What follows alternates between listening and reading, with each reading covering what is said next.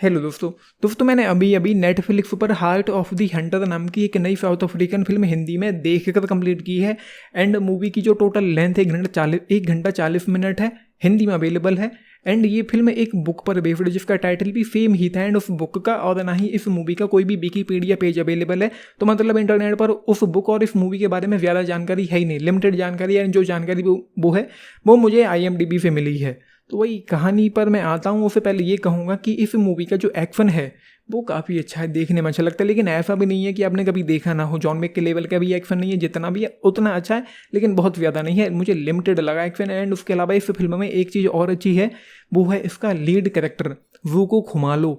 उसको अच्छे से डेवलप किया गया है। उस किरदार में एक डेप्थ है, एक फील है, एक इमोशन। उसकी जो बीवी है, उसका बच्चा, उनमें कोई बात है। उसके अलावा इस फिल्म में जितने भी सपोर्टिंग कैरेक्टर्स हैं वरा भी डेवलप नहीं किया गया। एंड एक बड़ी प्रॉब्लम यहाँ पर ये भी है कि उन किरदारों के आपको नाम ही याद नहीं रहेंगे। अजीब व गरीब तो इन लोगों के नाम होते हैं। एंड उसके अलावा इस फिल्म में कहानी यूँ है कि एक रिटायर्ड असैसिन है, वूको खुमालो जिसका नाम है, वो रिटायर्ड असैसिन है। लेकिन जब उसके एक फ्रेंड को पता चलता है कि साउथ अफ्रीका की गवर्नमेंट में कुछ कॉन्स्पिरेसीज चल रही हैं, तो वो बंदा सामने आता है। एंड उसके बाद वो चीज़ों को सही करने की कोशिश करता है। अब भाई मुझे कोई ये समझाए कि उसकी ये क्या ड्यूटी है कि गवर्नमेंट में जो भी चीज़ें चल रही, वो एक हत्यारा था।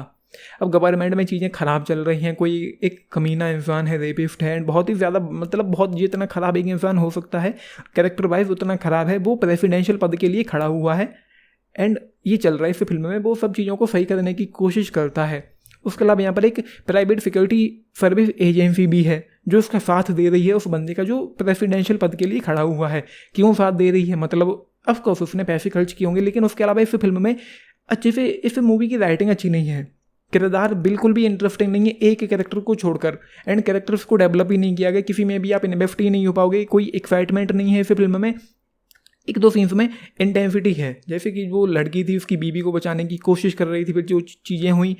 उसके अलावा और एक दो चीज़ें हैं, जो एक्शन है वो अच्छा। लेकिन उसके अलावा इस फिल्म में सबसे बड़ी प्रॉब्लम मुझे यही लगी कि कैरेक्टर्स ज़रा भी इंटरेस्टिंग नहीं है। किसी भी कैरेक्टर को, एक लीड कैरेक्टर को छोड़कर किसी को भी ज़रा भी अच्छे से डेवलप नहीं किया गया। इस फिल्म को एक्सप्लेन नहीं किया गया, एक्सप्लोर नहीं किया गया। एंड मूवी शुरुआत में 5-7 मिनट तो यही निकल जाते हैं यही समझने में कि चल क्या रहा है, जो हो रहा है वो क्यों हो रहा है। मतलब राइटिंग अच्छी नहीं है, एक्सप्लेनेशन पर काम नहीं किया गया। एटलीस्ट नरेशन देना चाहिए था कि क्या हो रहा है या क्यों हो रहा है, हमको समझाओ, आपको खुद समझना पड़ेगा। एंड वो समझते समझते 8-10-12 मिनट इस मूवी के निकल जाएंगे। एंड उसके बाद कैरेक्टर्स, जो मतीमा है, जो प्रेसिडेंशियल पद के लिए खड़ा हुआ है, उसके लिए वो जो एजेंसी है वो काम कर रही है। एंड शुरुआत में मैं यही नहीं समझ पा रहा था कि कौन मतीमा है, कौन वूको खुमालो है। मतलब अब मुझे मूवी के किरदारों के नाम पता है जब मैंने मूवी देख ली है। लेकिन शुरुआत में उन दोनों के बीच में मैं फ़र्क ही नहीं कर पा रहा था, क्योंकि दोनों के दोनों काले हैं, मतलब ब्लैक बंदे हैं। मैं रेसिस्ट नहीं हूँ, लेकिन मैंने एक्सपीरियंस किया, जो फील किया, वो मैं कह रहा हूँ, दोनों के दोनों काले हैं। एंड दोनों को मैं पहचान ही नहीं पा रहा था कि अच्छा, बाद में मुझे पता चला कि अच्छा वो एक हत्यारा है जो रिटायर्ड हो चुका है। एंड दूसरी तरफ एक बंदा है जो प्रेसिडेंशियल पद के लिए खड़ा है, उसके नीचे कुछ लोग काम कर रहे हैं। एंड जो उसका पर्दाफाश करने वाले हैं, उसके लिए वो एजेंसी उनको रोकने में, मारने में लगी हुई है।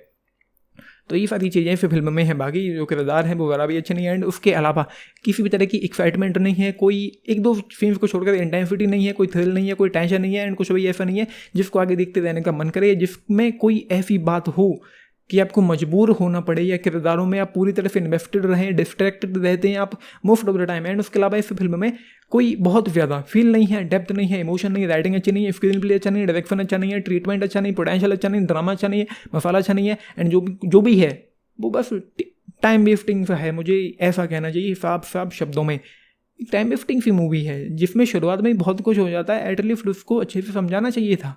तो भाई वो बुक जैसी भी हो मुझे नहीं पता, लेकिन ये फिल्म अच्छी नहीं है। एक्शन जो था वो लिमिटेड है लेकिन अच्छा है। लेकिन ऐसा भी नहीं है कि आपने जॉन विक देखी है तो उसके बाद आप इस मूवी को देखने का मन करें क्योंकि एक्शन अच्छा है। नहीं है, जॉन विक के लेवल का एक्शन नहीं है, वहाँ पर एक अलग ही बात थी, यहाँ पर एक अलग चीज़ है। तो ये सारी चीज़ें, बाकी उसके अलावा जो और कैरेक्टर्स हैं इस फिल्म में, बाकी की जो कैरेक्टर्स हैं बिल्कुल भी डेवलप नहीं किया गया, एक्सप्लोर नहीं किया गया। किसी के बारे में भी हमको कुछ भी जानने को नहीं मिलता।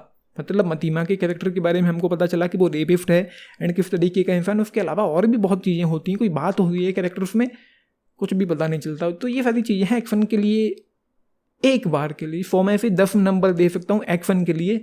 लेकिन भाई स्किप ही कर देना चाहिए। ये एक बिलो एवरेज एक्शन फिल्म है जिसमें एक्शन भी नया नहीं है, टिपिकल सा है जो हमने बहुत बार देखा हुआ है। तो ये है, आपने मूवी देखी है लिख के बताना। बाकी मैं तो यही कहूँगा कि स्किप कर देना चाहिए। एक बिलो एवरेज मूवी है जिसमें पॉलिटिकल क्राइम थ्रिलर ये जूनर में फिल्म आती है, लेकिन ना तो इसमें पॉलिटिक्स उतनी अच्छी है, ना क्राइम उतना ज़्यादा है, ना थ्रिल है, ना टेंशन है। तो ये है, मतलब राइटिंग ही अच्छी नहीं है। वो ये है ज़्यादा फेवल में, मतलब मैं क्या ही कहूँ, आप लोगों का अपना टाइम वेस्ट करना होगा एक तरीके से। वो जस्ट 2 स्टार्स आउट ऑफ 5 इस मूवी के लिए 10 में से अगर आप लोग पूछें तो केवल 4 स्टार्स। स्किप कर देना चाहिए बिल्कुल भी, मतलब टाइम वेस्टिंग एक तरीके से मूवी है, टाइम पास करना है, कुछ भी नहीं है देखने के लिए। टीवी पर लगाओ, देख डालो। एक दो किसिंग सीन्स हैं यहाँ पर, बाकी 16+ की कैटेगरी में इस मूवी को रखा गया है। थोड़ा खून खराबा भी है, मतलब खून खराबा नहीं है लेकिन जो हत्याएं होती हैं वो हैं। एंड उसके अलावा मोस्ट ऑफ द टाइम लगभग आधे से ज़्यादा मूवी डार्क है, एंड वैसे ही कैरेक्टर से भी इस मूवी के डार्क हैं।